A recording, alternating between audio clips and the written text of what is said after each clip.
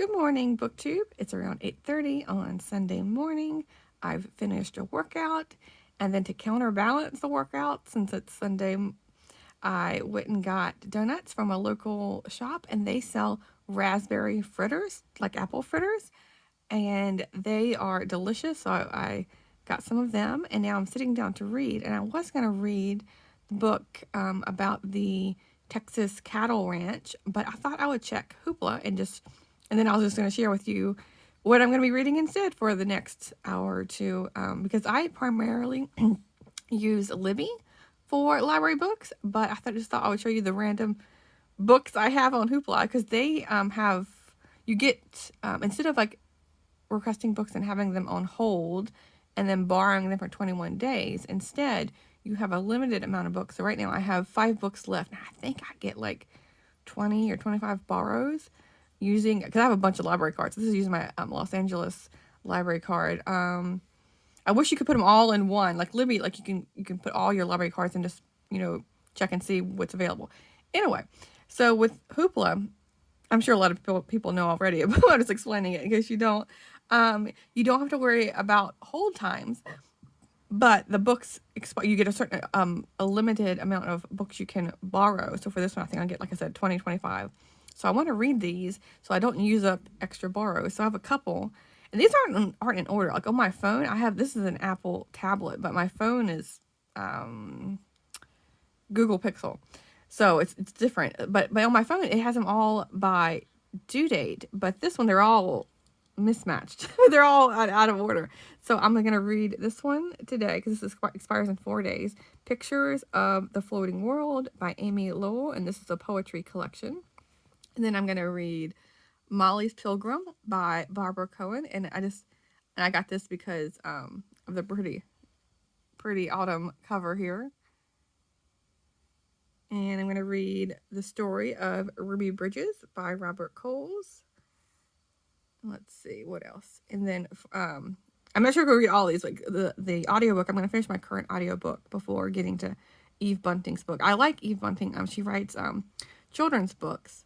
And I just realized, as I've been talking about all the books I've been reading throughout this whole month, I don't think I've touched on audiobooks that I've been getting to.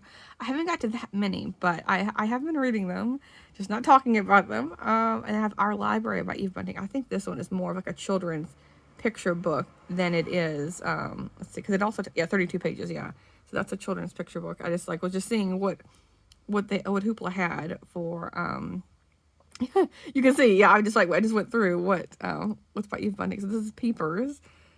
Yeah, these just look like cute fall, super quick reads. And then I have A Truck Full of Ducks. I think I was just on a children's kick when I was requesting these books, because it was towards the end of the month. So each month the amount of books you can borrow renew. And so I was just getting them in real quick before I ran out, because they don't roll over. So if I didn't use the bars, then they just go away. So then I have Good Dog Stay. This one's going to be super sad. And this is an audiobook. Yeah, I'm not going to get to the audiobooks today. But yeah, it's like a 45-minute audiobook. So these will fit for Shorty September. But this is all about, their short life. Oh, sorry. It's hard to see. I don't know what. But yeah, this is by Anne Quinlan. I've heard good things about it. I literally have been putting it off. It's been on my TBR for quite a while. But I need to be in the right headspace for it. But yeah, I just thought I'd show you all the rest of the books. So I have a couple Halloween books, Halloween Homicide. I went ahead and borrowed these because they're due in 18 days, so I can get to it the first of the month of October. And I have Vita Sackwell West. Let's see, Dorothy Richardson. I have another Vita Sackwell. Yeah, so I just thought I would share with you my Hoopla borrows. And you can see I kind of stick with authors. I'll see an author, and then I was like, click, click, click. What all do they have, with Eve Bunting and Tanya Kappas. So I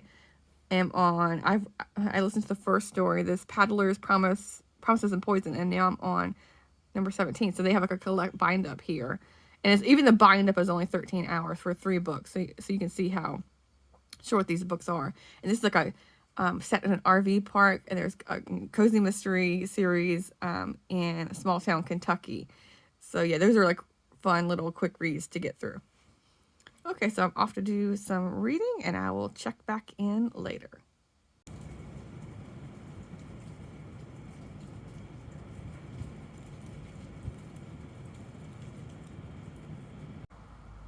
So now sitting outside enjoying the really nice weather, and I finished a couple of the Hoopla books I was mentioning earlier. I'm a quarter of the way through Pictures of the Floating World. This is the poetry collection, and at least the first set of poems are all inspired by Japanese haiku, so a lot of them are super, super short. So I have a couple of days left on this borrow, and so I'm just going to work my way through it slowly. And I want to show you a couple of the picture books I've been reading. This one's the story of Ruby Bridges. And let's see if we go back to the beginning and show you the cover here, because the artwork's really nice. Okay, so it's by Robert Coles, illustrated by George Ford.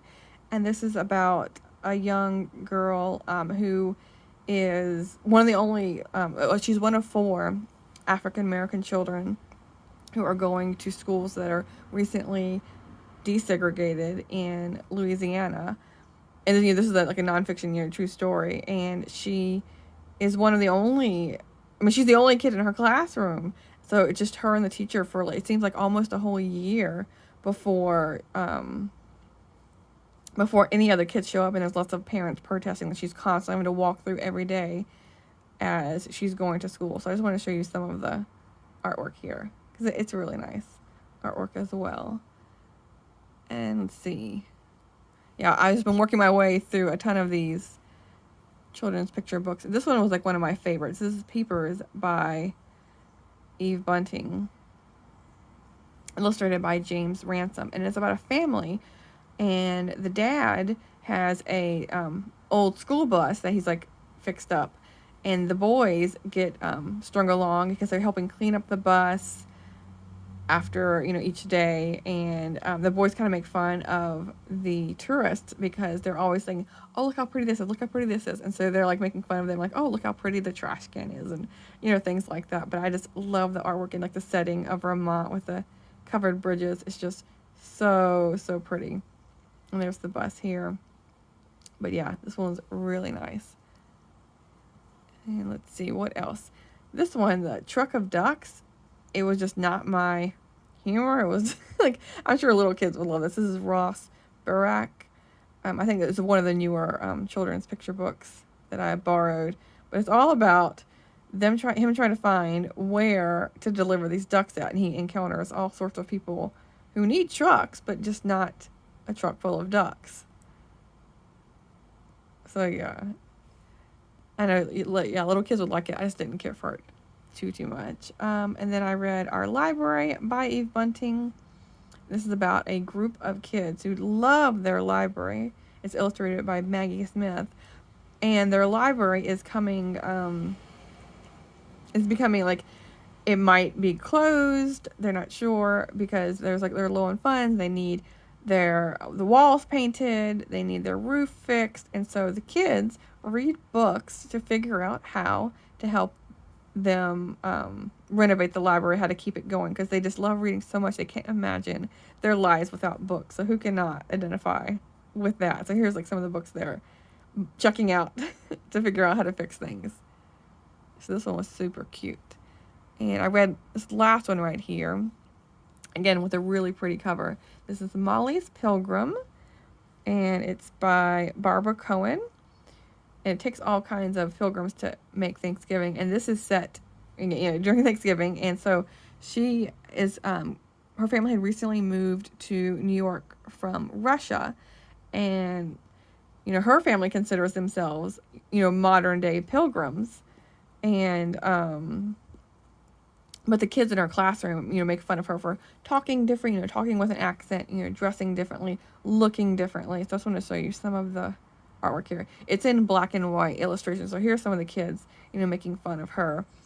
But they're all tasked with bringing a statue of a pilgrim. So she brings one, that looks like her, whereas all the other kids, bring your stereotypical, American historical pilgrims and Native Americans and whatnot to celebrate Thanksgiving. But it has lots of like autumn themed illustrations. So yeah, this one was, the cover alone is just really nice. So this one's like more, not exactly like a picture book. It's more of like a young middle grade book is what I would say. But yeah, I've enjoyed my reading, so now I'm going to go back inside and have some lunch. So this is my lunch. This is Joy the Baker's Green Goddess salad. You basically make a salad dressing and you toss the onions and lettuce with it, and then there's typically cheese, tomatoes, and cucumber. I don't have tomato or cucumber, so I'm making do, and there's also pepperoncinis in here as well, and it's really good. It reminds me like the Panera Bread Green Goddess sandwich. I've had that once or twice, and so yeah, I don't have to pay $10 for this. Hi, BookTube. It's around 5 o'clock, and I'm trying to figure out how to get Faithful on camera because I don't think she's on camera often enough. It's hard because she is such a big dog, and she sometimes wants to be a lap dog, but she doesn't always fit, of course, because she's 85 pounds of muscle and fur. But yeah, I think it might work. She might face the camera. I'm not sure. But all that being said, as it's the middle of the month, and I have been making such a focus on reading physical books this month, because typically I read a lot more ebooks than this. I thought I would count up how many books I've read and actually visibly, stack up a pile of what I read. So I'll turn the camera around in a second so I can show you like the volume, because I think it's fascinating, because typically I read, I don't know, 10 to 20 on a good month physical books, but I read a lot of ebooks and sometimes audiobooks. But yeah, I thought I have a physical representation of that. But all that to be said, I have read a total of 6,154 pages this month. That doesn't include books I'm currently reading. But it does include children's books. Like I always mention, like my number is like, I don't read that many children's books, but I have a little bit this month, because I'm trying to clear off my shelves and clear off like the library holds I have, because like children's books I don't always get to those, and so they just like roll over on my holds list. So I have read, I don't know, I should have counted beforehand, I think 6, like I might say children's books, I mean like the picture books, like the 30-40 page books. So that number does include those. But all that being said, I think I'm on a roll here. So yeah, I thought I would share what all I've been up to so far. Okay, so I've organized them by like adult and children's middle grade to kind of represent what I have. I flipped around some books that I've already gotten rid of or I've listened to on audiobook or ebook, just to have like a representation of that actual book. But yeah, I think I'm doing pretty good. Like all these were children's, the picture books like I mentioned. And as far as favorites from the children's books, like Sounder was for sure not a favorite, because I did not like all the dog cruelty. But yeah, One Crazy Summer was probably one of my favorite children's books, and this is a reread, but The Outsiders I enjoyed as well. And I also was able to watch the movie last week, and that was pretty good. And I also read the loosely based sequel. This was not as good. Completely different, but set in the same town and had some of the same characters in it. And then as far as the adult books or anything else that wasn't the children's books, let me see here. I didn't think about this before I made the video, but I'm gonna say like the New York comics, that for sure was one of my favorites. But I've been reading this for quite a while. I only read the last like 200 pages or so this month, but it's around 600 or 700 pages total, and it was fantastic. I laughed out loud multiple times. Let's see, what else did I like here? At the End of the Ferry, that was another favorite because it included lots of recipes, poetry, quotes from different authors, and it was a journal of a year on the Olympic Peninsula in Washington, and it had all the like the cozy, rainy Pacific Northwest vibes. It's like perfect for this time of year when it's coming into the fall season. So those are my two favorites from both categories here. But yeah, I just thought it would be interesting to do this, because I never pull out or put to the side books that I've read. Normally it's either I'm putting them back on the shelf once I've read them if I want to keep them, or I am putting them in my gigantic pile of donations. And like, since I have this on camera, I might as well like show you some of that. Well, it's still hard to see because it's 3 deep, but it's a tower of terror that you can see it often in the background of my videos, but I really need to make a haul to the bookstore and just get rid of them. So as you can maybe kind of see, I have like this whole stack running down, this second one and then a third one, and it goes all the way down to the very bottom. It's as tall as I am. Or almost. It's almost as tall as I am. Like this back one is as tall as I am, and I'm 5'5". So the other two are, yeah, like 5'2" and 5 foot or something. But yeah, insane amount of books that I need to take to the bookstore and, yes, unhaul. And then, yeah, eventually I want to do like bookshelf tour, but I'm like, why not? These are not organized at all. I mean, they are, but I mean, I'm saying I haven't like tidied up before I'm showing this to you, like spur of the moment. But I thought I would show you, like, so I have up here bigger like coffee table type books, and then I have my Library of America editions along with one I just got right here. I haven't shelved, and I have almost no room up there for it because it's like right against the ceiling. And then I have like books about books and short story collection, essay collections, history and biography. And then these two books I'm currently reading, but I'll put them to the side for the Shorty September month. And then I have some magazines. Like these I found at a Little Free Library, and they're Architecture Digest from 1992. And I have another one from like 1980 something, I think. 83. So like, yeah, almost 10 years apart. Will be interesting to flip through. And then I have more of the like tabletop kind of books along with some like normal books with lots of pictures in them. And now we're going into my nature books here. And I have a lot of them, so I have a whole other shelf. When I have like, I like kind of like went by author, so I have like Hal Borland and Sally Carriger, you know, Teal and etc. here. And then I have like, then I have books by region. So I have Alaska, and then it moves on to like the West and New England and so on, Maine. And at the bottom here, I have like all like the pioneer, Western, frontier kind of books. And then I have like all the it's like bison books that were published. And then going up from my crazy unhaul tower here, I have Little Ingalls Wilder shelf up here, and then a whole other one because there's a series about her daughter, her mom, and her grandma, and this pretty painting. And then these are middle grade books, and more is kind of like tucked in this corner here. And then I would have more like children's books here and more of the middle grade, but I had to take them down for my pile of what I've read so far this month to use in that stack. Then I have YA here, all the books I've gotten so far this month that I need to sort and put away. And let's see, over here I have got classics, and you can't see it. Like I said, this tower is like getting in the way of half my books. But I have a lot more classics down this way, like the manga classics and more of these kind of like illustrated books. Like here's Anne of Avonlea, and I have Anne of Green Gables in this edition as well, where there's lots of pictures and so on. And they're all back there. And then this is a shelf I've cleared off, but I was using it as my TBR shelf. And so initially I had a whole other stack here that I have been chipping away with, and so now it's not even at the top anymore.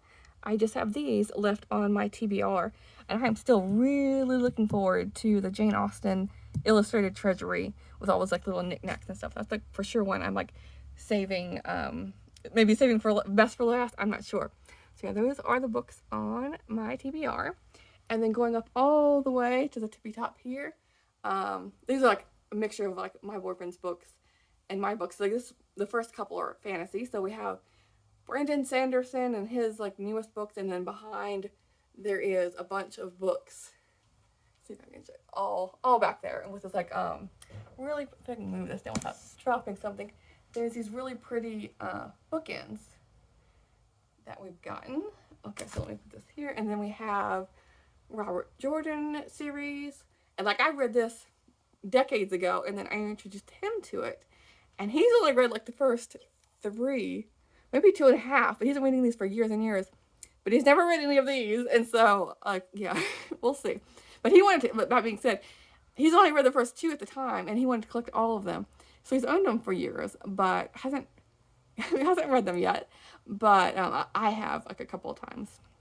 Then I have Harry Potter on like just on the first illustrated Sorcerer's Stone, and then I have some of the UK editions, and then I have Lord of the Rings and more fantasy here. And then my stack of bookmarks I keep in the Minnesota Northwoods Cup. Then I have the books, more books that I have gotten this month. And then I have mystery. I read so much more mystery than I own. I don't tend to keep it or buy it. I just, whatever I find at little free libraries, then I'll read and put back. I have romance here, and then I have gothic fiction and, yeah, more gothic fiction.